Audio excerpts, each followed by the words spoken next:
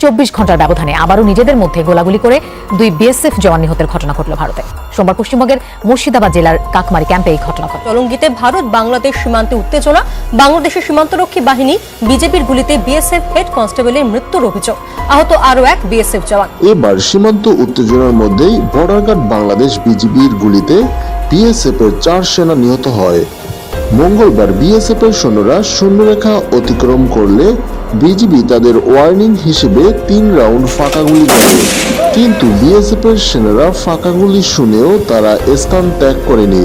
পরবর্তীতে বিজিবির গুলিতে 4 বিএসএফ জওয়ান নিহত হয়। ইতিমধ্যেই সীমান্তে চরম উত্তেজনা বিরাজ করছে, এজন্য সীমান্তে অতিরিক্ত সেনা মোতায়েন করা হয়েছে। যে কোনো সময় আরো অঘটন ঘটতে পারে, এজন্য সকলকে সতর্ক থাকার আহ্বান জানান। এর আগে বিএসএফ এর তত্ত্বাবধানে বেড়া নির্মাণ করলে বিজিবি তাতে বাধা দেয়, কিন্তু এক পর্যায়ে চরম উত্তেজনা দেখা দিলে বিএসএফ তাদের কাজ ছেড়ে চলে যায়। কিন্তু এবার শূন্যরেখা অতিক্রম করায় বিজিবি আন্তর্জাতিক আইন অনুযায়ী তাদের ফায়ার করে।